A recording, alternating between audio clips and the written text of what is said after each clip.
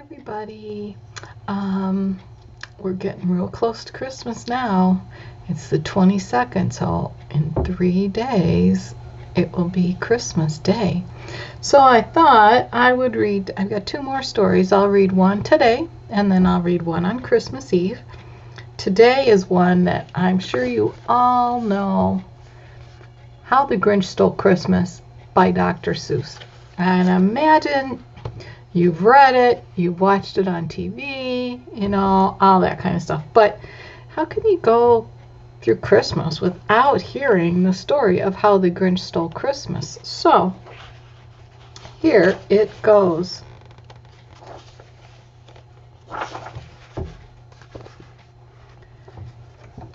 Every Who down in Whoville liked Christmas a lot. But the Grinch, who lived just north of Whoville, did not. The Grinch hated Christmas the whole Christmas season. Now please don't ask why. No one quite knows the reason. It could be his head wasn't screwed on just right. It could be perhaps that his shoes were too tight. But I think that the most likely reason of all may have been that his heart was 2 sizes too small. Think that's the reason? Could be, huh? Let's go on. But whatever the reason, his heart or his shoes, he stood there on Christmas Eve, hating the Whos, staring down from his cave with a sour, grinchy frown at the warm lighted windows below in their town. For he knew every Who down in Whoville beneath was busy now hanging a mistletoe wreath. And they're hanging their stockings, he snarled with a sneer. Tomorrow is Christmas, it's practically here. Then he growled, his Grinch fingers nervously drumming, I must find some way to stop Christmas from coming. For tomorrow, he knew. What did he know? All the Who girls and boys would wake bright and early. They'd rush for their toys. And then, oh, the noise, noise, noise. That's one thing he hated. The noise, noise. Did you notice what's different in this book about the TV show? Or the show? Did you notice the colors are different? They're not all different colors, are they? Like on this page, it's just a little bit of red. Actually, on all of them, the Grinch's eyes are that ruddy pink. The windows down there, it's not all the regular people colors. That's how he did it. Then the Whos, young and old, would sit down to a feast, and they'd feast, and they'd feast, and they'd feast. They would feast on Who pudding and rare Who roast beast, which was something the Grinch couldn't stand in the least. Yeah, that's a big, long table, isn't it? I think we don't even know where it ends. Kind of just goes off the page, huh? And then they'd do something he liked least of all. Every Who down in Whoville, the tall and the small, would stand close together with Christmas bells ringing. They'd stand hand in hand, and the Whos would start singing. They'd sing and they'd sing and they'd sing. And the more the Grinch thought of this Who Christmas sing, the more the Grinch thought, I must stop this whole thing. Why, for 53 years I've put up with it. Now I must stop this Christmas from coming. But how? Do you know that? Remember the song that they do? Rahu Dore, Rahu Dore. I don't know the words. I just know that part. Well, now it'll be stuck in my head, though. Then he got an idea. An awful idea. The Grinch got a wonderful, awful idea. I know just what I'll do.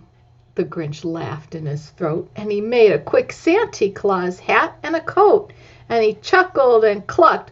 Oh, what a great Grinchy trick! With this coat and this hat, I look just like Saint Nick. All I need is a reindeer. The Grinch looked around. Sorry about that. Where were we? He looks just like Saint Nick. He was looking for a reindeer, right? The Grinch looked around. But since reindeer are scarce, there was none to be found. Did that stop the old Grinch? No, the Grinch simply said, "If I can't find a reindeer, I'll make one instead." So he called his dog Max, then he took some red thread and he tied a big horn to the top of his head.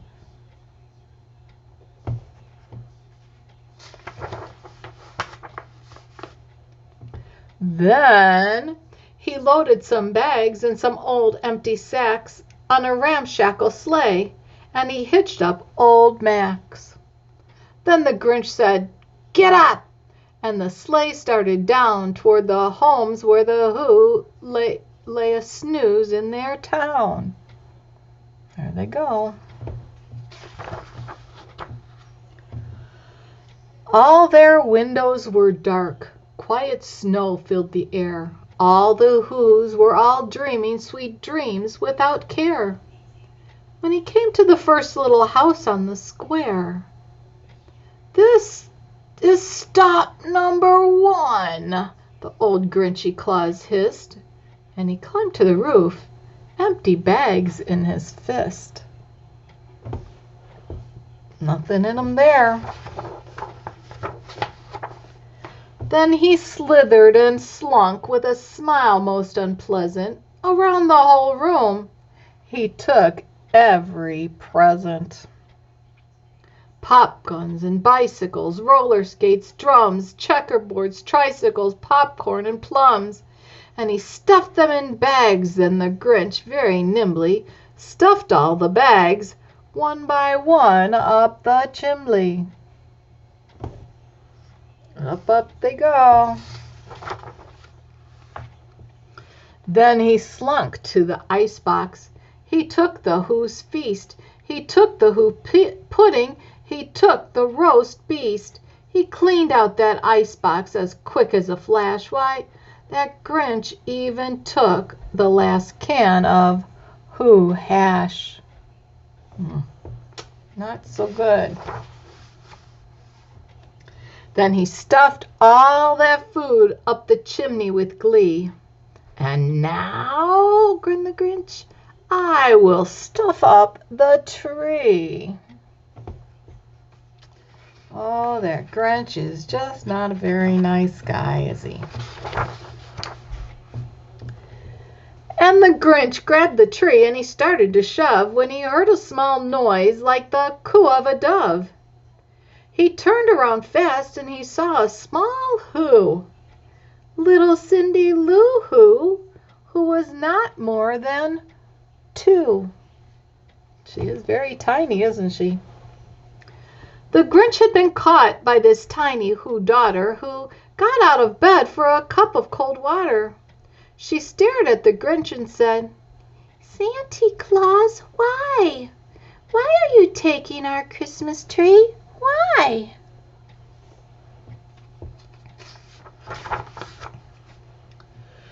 But you know that old Grinch was so smart and so slick.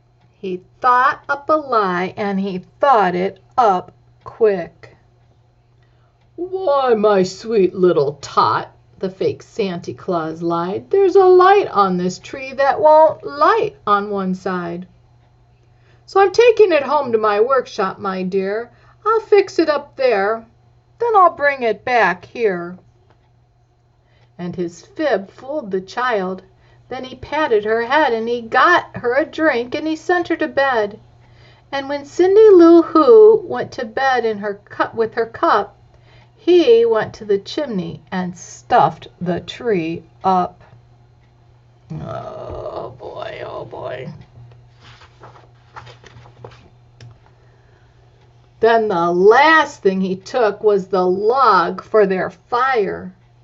Then he went up the chimney himself, the old liar. On their walls he left nothing but hooks and some wire.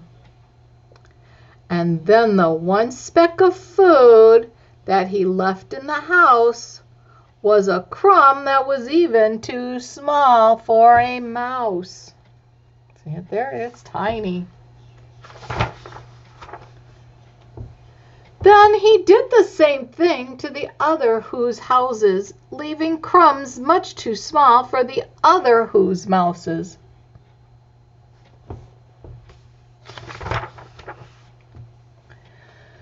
It was 1/4 dawn, all the Who's still abed, all the Who's still a snooze, when he packed up his sled.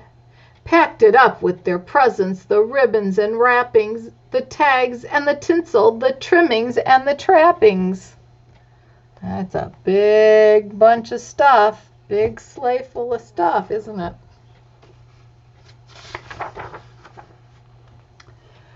"3,000 feet up the side of Mount Crumpet, he rode with his load to the tip-top to dump it.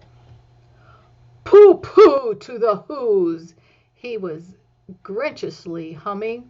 "They're finding out now that no Christmas is coming. They're just waking up. I know just what they'll do. Their mouths will hang open a minute or two. Then the Who's down in Whoville will all cry boo-hoo." He doesn't feel bad about that at all, does he? But look at them down here. They're all, oh no, those are trees, silly me.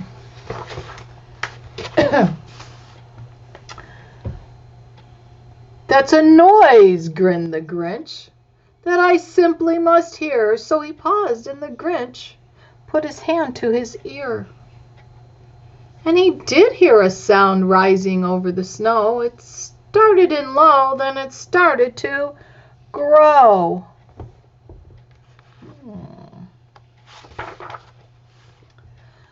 But the sound wasn't sad. Why, this sound sounded merry. It couldn't be so, but it was merry, very. He stared down at Whoville. The Grinch popped his eyes, then he shook. What he saw was a shocking surprise.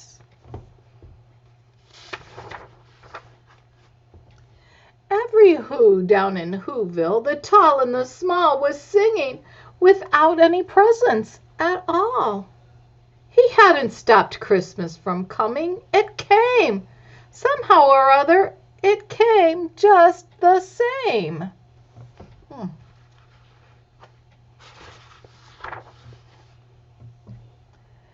And the Grinch with his Grinch feet ice cold in the snow stood puzzling and puzzling. How could it be so? It came without ribbons, it came without tags, it came without packages, boxes, or bags. And then he puzzled 3 hours till his puzzler was sore. Then the Grinch thought of something he hadn't before. "Maybe Christmas," he thought, "doesn't come from a store. Maybe Christmas, perhaps, means a little bit more."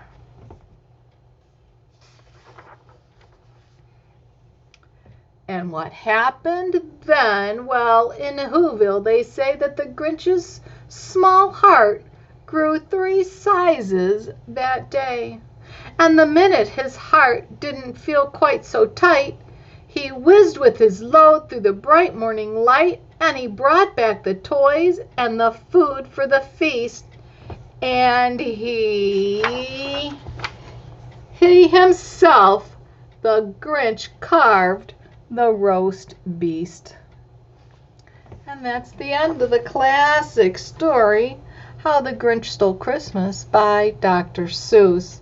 Sorry about the interruption with the phone call in the middle, but I hope you enjoyed it. It's always nice to hear it, even though you see it on TV. It's always kind of nice to hear somebody else read a story. And I'm always one up to listen to other people tell me stories. I love hearing kids read stories, and I love hearing other adults read or tell stories. It's just something I never get tired of. So even though it's a story I know and I've heard and I've read a bunch of times, it's still very fun to read and fun to hear. Okay, my friends, next time I see you, it will be Christmas Eve. I will be reading The Polar Express. So we'll read that on Christmas Eve. If I don't see you, and you don't tune in before Christmas, I wish you all the happiest and blessed Christmas. All right, everybody? Take care and have a wonderful Christmas. Bye-bye.